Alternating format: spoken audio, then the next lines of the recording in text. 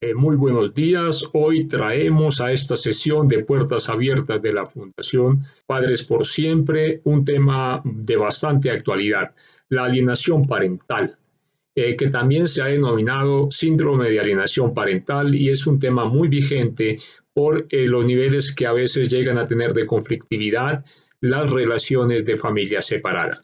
Hoy vamos a traer una noticia en la televisión mexicana, en la jurisprudencia del país azteca.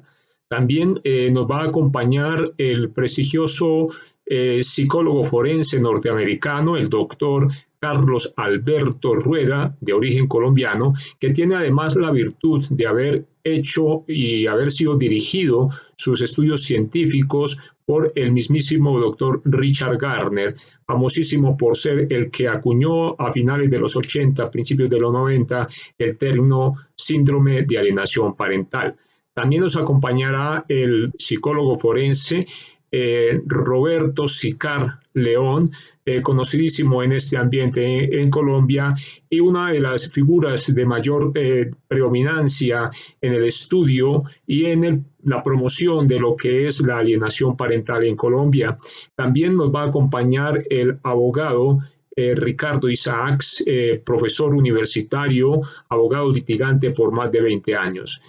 También esperamos al final de la emisión e indicarles cuáles son los datos para continuar con el conversatorio que comenzará hacia las 11 de la mañana con la presencia de estos connotados y prestigiosos profesionales. Muchas gracias y hasta pronto. La alienación parental es un tema que nos preocupa a todos, un concepto que supone un desorden familiar dentro del marco de lo legal sobre quién ejercerá la custodia paternal en caso de separación o divorcio. Hoy vamos a buscarle la solución a este problema. Por ello le doy la bienvenida al maestro Andrés Linares Carranza, magistrado de la Quinta Sala Familiar del Tribunal Superior de Justicia de la Ciudad de México. Maestro, bienvenido. Y quiero comenzar con una primera pregunta. ¿Cómo se detecta y quién la ejerce? A sus órdenes. Bueno, la alienación parental es un fenómeno que aun cuando sigue todavía discutiendo si es un síndrome o es un trastorno, lo que sí es cierto es un fenómeno que se presenta siempre en las relaciones paterno y materno-filiales disfuncionales. Okay. La puede ejercer el padre o la puede ejercer la madre. El punto de partida siempre va a ser el padre o madre con quien conviven o con quien viven los hijos, conviven más tiempo y viven con él. Y se afecta al otro progenitor, quien no vive con los hijos. Es una conducta a veces inconsciente, consciente o dolosa, a través de la cual el progenitor que tiene la custodia de los hijos influye de manera negativa para generar conductas adversas, incluso llegar al odio al otro progenitor con el que no viven. Y usted como magistrado, ¿cómo determina con quién deberá vivir el menor? Yo creo que es una decisión bastante difícil porque en ocasiones esta alienación parental no es para determinar con quién vive, sino detener el fenómeno. Por supuesto. O motivar y pedirle a los progenitores, ambos deben de tener una terapia en donde tienen que trabajar el duelo que tienen ellos, el conflicto. Mientras que ellos permanezcan en conflicto, la alienación se va a estar presentando. No es un fenómeno que se pueda detener con el solo hecho de platicar, dictar una sentencia. La sentencia debe de vislumbrar primero de dónde es la fuente de la alienación parental, que repito, es uno de los progenitores frente al otro. Y la otra es que en la sentencia, según nuestro Código Civil, debe sujetar a ambos progenitores, particularmente al alienador, a una terapia psicológica, en donde estemos bajando el estrés del conflicto, en donde los padres, siempre lo he dicho yo como juzgador, dejen de estar uno frente al otro y ambos se pongan frente a sus hijos, que las necesidades de los hijos deben ser atendidas por los dos. El Código Civil establece que la responsabilidad paterna y materna es similar frente a los hijos. El conflicto que se lleva a tribunales no debe ser motivo para afectar a los hijos. Es cierto que es un fenómeno que se da a través de los conflictos legales, pero en mi opinión se presenta aún sin el conflicto legal. Siempre que hay padres separados y tienen diferencias de opiniones, va a haber este conflicto entre ellos y puede surgir el fenómeno de alienación aún de manera moderada. Al menor también se le debe ayudar, por supuesto, con alguna terapia particular. Creo que es más importante hacia los progenitores, porque son ellos los generadores del conflicto y después uno de ellos de la alienación. Entonces, mientras que no disminuyamos o quitemos esto, va a ser difícil que los hijos puedan aceptar o ser eficaz una terapia para ellos. Tiene que ser en conjunto. pero atender más que nada a los progenitores. Lo decíamos al inicio de esta entrevista, maestro, es un tema que nos preocupa a todos, es un tema que está afectando a la sociedad actual. ¿Cómo lo solucionamos desde su punto de vista? Son creo que varias vertientes. Una, la parte preventiva. Yo creo que necesitamos retomar la escuela para padres. Una de las profesiones más importantes en esta vida es esa, ser padre o madre, y para la que no nos preparamos. Así es. Yo creo que esa parte preventiva en las escuelas, necesitamos tener a nivel primaria y secundaria algún taller, curso de deberes filiales, que los hermanos sepan que hay deberes jurídico-familiares de acuerdo con su código civil, y a partir de la secundaria y la preparatoria empezar a tener esa obligación que se tiene como pareja, como padre o madre, que debe ser conjunta. Las relaciones interpersonales, que la psicología llama comportamiento relacional, se van dando de manera espontánea y no consciente, pero cuando nosotros tenemos la preparación adecuada y confrontamos una vida familiar armoniosa, integrada, funcional, creo que iremos evitando este fenómeno de alienación, que siempre es una forma de agredir a un padre o a una madre, según sea el conflicto como se esté presentando. Y al menor, por supuesto, ¿no, maestro? Siempre es el principal agredido. Y curiosamente no tenemos un sistema de protección, procesalmente hablando, en los juicios, porque están litigando papá y mamá y en medio están a los hijos. Así es. Por eso, mi opinión, señores padres, pónganse frente a sus hijos, no uno contra el otro. Maestro, no sabe qué privilegio tenerlo en este espacio, sobre todo por la explicación tan buena y tan completa que nos acaba de dar en relación a este tema, que muchos conocemos, pero no sabemos bien realmente cómo se define, cómo detectarlo y cómo solucionarlo. Muchas gracias por estar con nosotros. No, al contrario, en por este esta oportunidad espacio. Y sobre todo pensar que el compromiso de los hijos es de ambos padres, no de uno de ellos. Sin duda. Maestro, muchísimas gracias. El maestro Andrés Linares Carranza, magistrado de la Quinta Sala Familiar del Tribunal Superior de Justicia de la Ciudad de México. Vámonos a... Es un placer participar en este programa, en esta conferencia. Yo soy el doctor Carlos Rueda, resido actualmente en Estados Unidos hace ya más de 40 años. Tengo una maestría y un doctorado en psicología forense y también me especialicé, en español sería alienación de los padres. Tuve la oportunidad y el gran gusto de conocer al promotor, al pionero en este tema, el doctor Gardner, en New Jersey, y él me dio las pautas para hacer el primer estudio de relatividad de este tema, el cual se desarrolló en la Universidad de Walden University en Minnesota. Me he especializado en esta categoría y he hecho infinidad de apariciones en cortes de familia, he asistido a abogados en este tema y también escribí varios artículos. Uno de ellos ha sido mencionado más de 22 veces por parte de otros peritos y otros especialistas alrededor del mundo. En el tema mismo del desarrollo y la percepción de lo que es la alienación parental, ¿cuál ha sido la evolución que usted ha percibido, que usted conoce, tanto en su práctica, digamos, profesional, científica, y también como, me imagino, terapista, ¿cierto? Desde hace, digamos, 20 años en los Estados Unidos. Y si esta, digamos, alienación parental como tal está plenamente establecida en la jurisprudencia y en la práctica profesional de la psicología forense de los Estados Unidos. Desde el primer momento de su inserción en la literatura científica, encontró bastante oposición. Se le ha tildado a los especialistas en este ramo de ser sexistas, de ser clasistas, y ha encontrado bastante oposición en todos los aspectos, desde el punto de vista de salud mental como desde el punto de vista también legal. Existe todavía mucha oposición. El doctor Gardner incluso se enfrentó a muchos sectores que lo tildaron de sexista, y él prosiguió con sus estudios. Inicialmente, él lo estableció como un síndrome. El doctor Gardner era un psiquiatra muy reconocido en Nueva York, y era también muy acogido en la comunidad científica, un escritor también de libros científicos en su ramo, y él era un erudito, muy versado en el tema, pero se enfrentó a mucho crítico y mucho escepticismo. Él lo inició el concepto como un síndrome, ya ve que debido a su formación médica, pues él lo diagnosticó y lo configuró como un síndrome. Ahora, en la actualidad, ha tenido mucha más acogida por la parte legal. Muchas cortes en los Estados Unidos lo reconocen. A nivel internacional también es altamente reconocido en cortes de Israel, de Australia, e incluso en el Reino Unido también es muy reconocido.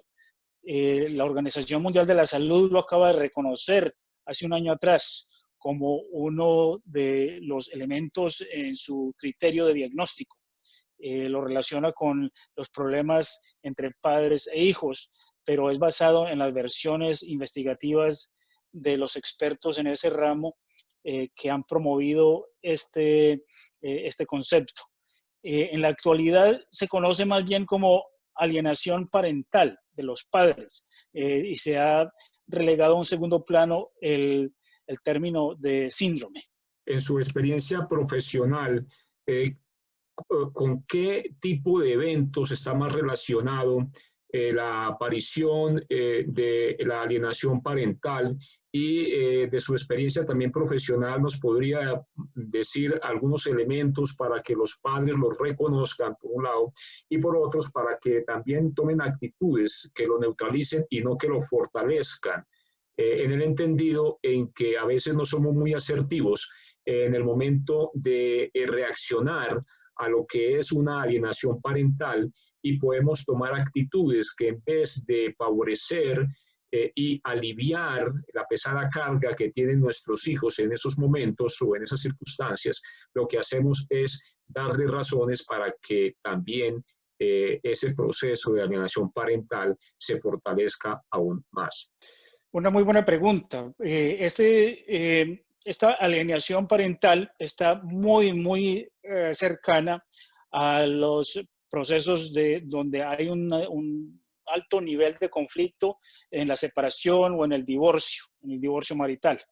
Y suele suceder también en aquellas personas que tienen un grado un poco más alto, más elevado de depresión o síntomas depresivos, o sean susceptibles a la depresión.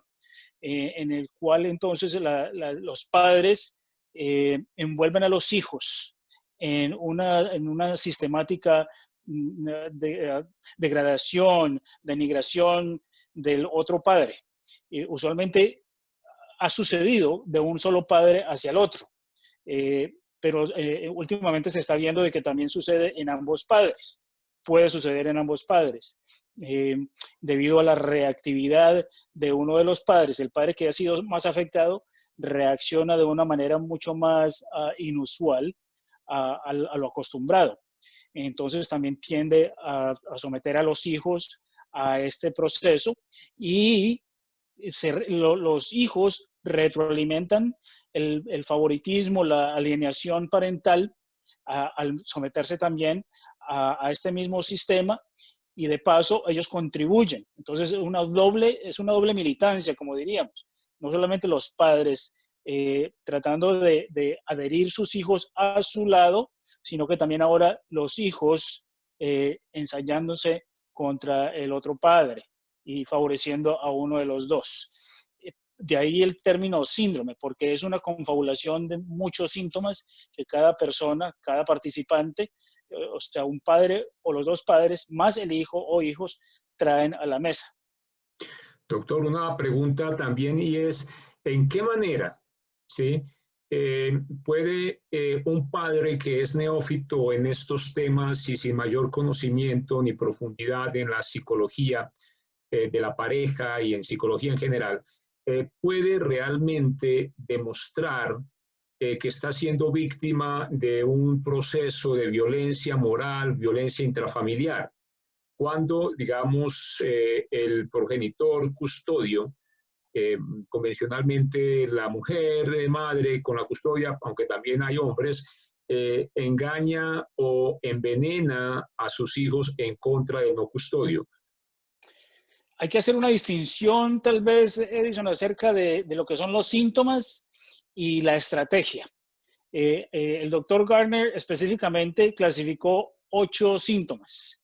Y para enumerar algunos, es precisamente la campaña, la principal es la campaña de denigración de un padre hacia el otro. Ese es el factor primordial que determina el comienzo de la alienación. Entonces vemos, por ejemplo, que como estrategia, a diferencia de los síntomas, se utiliza, por ejemplo, los abusos emocionales en contra del otro padre, o las acusaciones más bien de índole emocional o psicológico o sexual. Hay un padre o una madre que sin ninguna evidencia, sin ninguna justificación, en pleno proceso de separación o de divorcio, acusa a la otra parte de haber abusado sexualmente a su hijo o su hija. Ese es uno de los más comunes. Y por eso hay muchas personas que han sido puestas en prisión por acusaciones indebidas. Otro tema muy elemental ha sido, por ejemplo, el que un padre o una madre, cuando yo digo padre, me refiero a cualquiera de los dos. Estoy siendo completamente a generis. No estoy diciendo una madre o un padre, me refiero a ambos. Entonces, un padre que utiliza el factor económico para chantajear a la otra parte o decirle a su hijo o su hija, tu padre no nos da suficiente dinero para comprarte tus útiles escolares o para comprarte ropa. Entonces, son una campaña de denigración en la cual se trata de sabotear el afecto, el apego, el amor de un hijo hacia el padre no custodio. O puede ser también a la inversa, un padre no custodio que trata de denigrar en contra de la otra parte para tratar de ganarse el amor, el afecto de ese hijo o para justificar la mala conducta de la otra parte. Entonces, puede ir de alguna de las dos maneras. Doctor, una última pregunta. Usted hablaba de las acusaciones de abuso sexual. Hay una preocupación a nosotros que siempre no nos deja, y es el tema de que los denigrantes, los negacionistas, normalmente utilizan el tema de que el SAP, o la alienación parental, es un cuento de padres abusadores para evitar la acción de la justicia. ¿Cómo lograr, cierto, entender cuando realmente un padre abusador sexual está tratando de usar la investigación científica acerca de la alienación parental para eximirse de responsabilidades penales? Bueno, es una pregunta bastante cargada y bastante compleja de responder. ¿Por qué? Porque para esto no nos podemos limitar solamente a la entrevista de una de las partes. Hay que entrevistar de manera objetiva, científica, a las partes envueltas. Entonces hay que entrar a una investigación forense muy detallada e incluso se han tomado casos donde hay que incluir una evaluación médica para comprobar de que si haya existido tal vez desafortunadamente una penetración o alguna otra, que haya alguna otra indicación física, una evidencia física de que sí existió tal acto. Pero esto es una entrevista que no se hace muy a la ligera y debe ser llevada a cabo por profesionales en el ramo, porque hay otros profesionales que no entienden de esta materia y lo que hacen es añadirle más fuego a la hoguera. Más incertidumbre. Doctor, aquí precisamente con frecuencia ve uno una discusión en la rama de la psicología, donde hablan de la gran diferencia que hay entre una entrevista psicológica y un diagnóstico de psicología forense, que es de mucho mayor profundidad, de mucho mayor envergadura para poder realmente orientar una decisión jurídica. No sé si en Estados Unidos se presente igual, digamos, inconsistencia en que con frecuencia un operador de justicia de familia, un defensor, un comisario, inclusive un juez, pueda llegar a darle un valor, digamos, probatorio, un diagnóstico psicológico, que normalmente pues es la versión de la persona que está hablando sin tener, digamos, en cuenta realmente una investigación científica que permita dilucidar detrás de esas apreciaciones qué es lo que realmente haya podido pasar. ¿Qué nos diría al respecto? ¿Cómo se maneja en los Estados Unidos? Sí, esto va a suceder en cualquier parte del mundo. En cualquier sitio donde haya un inexperto en la materia, va a hacer una evaluación muy liviana de un perfil psicológico. Pero una evaluación forense va mucho más allá de lo presentado. Afortunadamente, en nuestro medio en Estados Unidos, las cortes, los magistrados toman muy en serio la participación de un experto. Y no van a descalificar por ningún motivo la apreciación profesional, objetiva de este experto en la materia en la que se desenvuelve.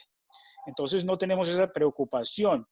E incluso si hubiese esa tergiversación en los magistrados, habrían otras instancias donde se podría apelar de manera judicial cualquier fallo. Pero afortunadamente gozamos con un estado de justicia muy, muy saludable.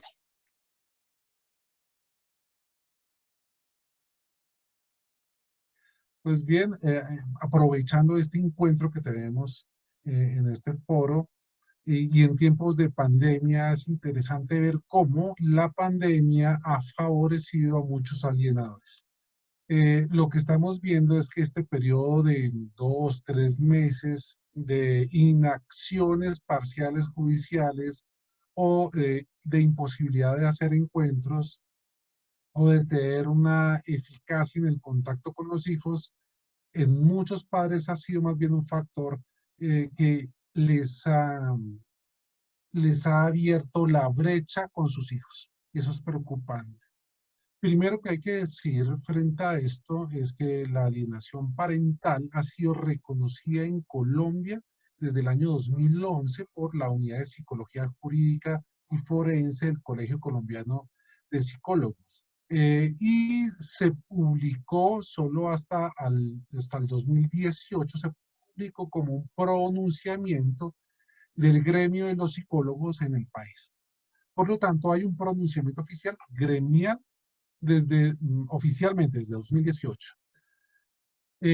También uno de los argumentos por los cuales dicen que no existe la alienación parental es que no hay investigaciones serias al respecto. Hemos censado nosotros más de 2.800 trabajos de valor científico en todo el mundo.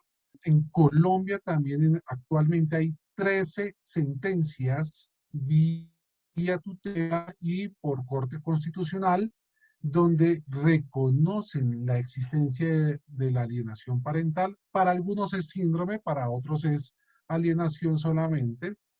Por lo tanto, habría un reconocimiento jurídico. Entonces, repitamos, ya hay un reconocimiento científico oficial de un gremio desde 2018 y hay un reconocimiento jurídico más o menos en épocas semejantes. En estos últimos 3 años que se han presentado estas sentencias de tutela y por corte constitucional. Frente a los detractores del síndrome de alienación parental que dicen que no existen, pues lo van a tener muy difícil porque la ciencia lo reconoció y porque el compendio jurídico también lo ha reconocido. Al punto que hay países que ya han incluido la alienación parental como, oigan, un tipo penal.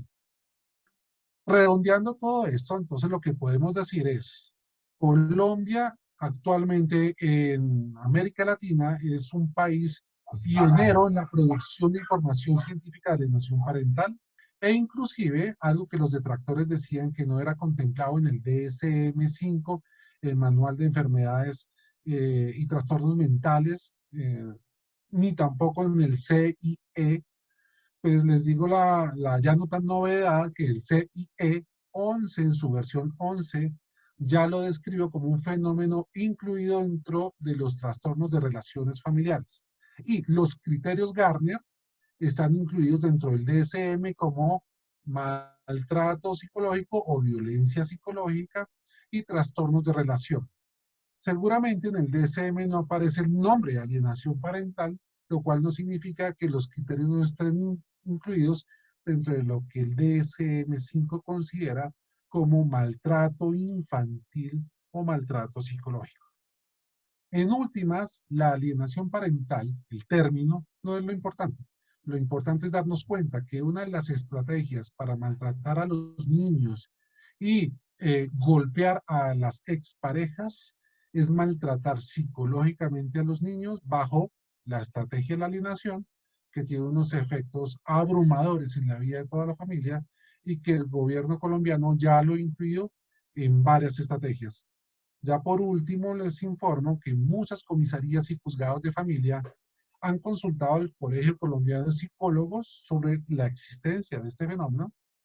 Muchos psicólogos, por no decir la mayoría, del mismo Colegio Colombiano de Psicólogos y el listado de peritos, no resulta una novedad la alienación, sino es lastimosamente un viejo conocido. Y hoy en día la pericia privada y algunas pericias públicas están reconociendo la alienación parental y se han logrado obtener beneficios judiciales, logrando probar la existencia de la alienación de determinadas familias. Les digo que Colombia ya tiene desarrollos científicos y jurídicos al respecto, y cualquier persona que quiera decir que no existe la alienación parental, al parecer, una de sus estrategias es alienar a la sociedad. Entonces, muchas gracias, doctor Salazar, por su invitación. Espero también que cada uno de los padres y madres que está viendo este foro pues pueda participar con sus preguntas, y quedo dispuesto para cualquier de ustedes, si tiene una inquietud, a responderle la mayor premura cualquier elemento positivo para su defensa. Gracias. Buenos días a todos. Ricardo Isaac, abogado, litigante. El tema de la alienación parental hoy es una realidad en muchos foros y en el ámbito judicial es de todos los días. Esta sociedad y esta actualidad mundial, ante los conflictos de padres y ante el infortunio de los niños de tener a sus padres separados, ha optado por una forma de resolver el problema por medio de litigio y criminalizando también.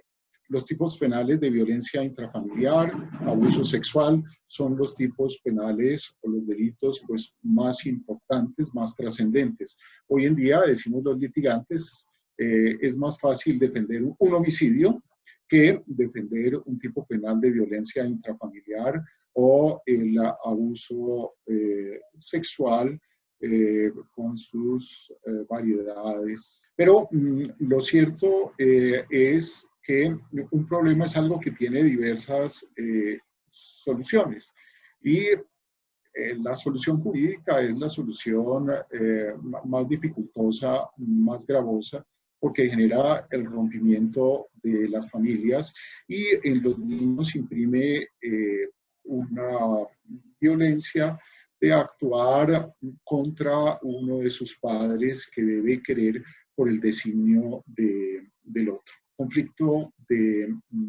es muy doloroso que los niños, infortunadamente en esta práctica, tengo que decirlo, sean capacitados para actuar contra uno de sus padres y actuarlo en un foro judicial, y sean ayudados por profesionales médicos, psicólogos y psiquiatras en ese designio, con una sociedad especializada, una estructura determinada, infortunadamente, por el feminismo, y se genera pues una tragedia familiar que no sirve a ningún miembro de la sociedad. La Constitución genera una forma de apreciar las relaciones de la familia y establece que serán recíprocas. Establece pues un principio de igualdad y probablemente ante el infortunio de tener el niño sus padres separados, lejos de resolverse el problema se agrava porque alguno de los dos trata de suprimir al otro por medio de el litigio. Esto es infortunado, pero probablemente se ha avanzado mucho en los últimos 20 años. Será la criminología en esa especialidad quien deberá presentar un reporte científico en breve de esta dolorosa situación. Para mí como litigante es una realidad en la práctica profesional y mi apreciación sobre el tema es indicar lo siguiente. Ante la separación de los padres porque no quieren o no pueden convivir, el niño se encuentra en una forma potencial de abandono y debe ser protegido de esa forma.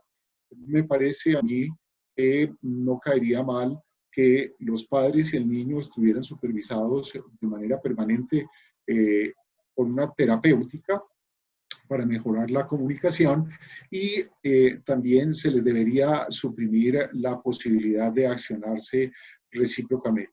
Infortunadamente, el mundo jurídico es el menos culto para manejar este tema y los resultados son ciertamente los de la criminalización y con este discípulo.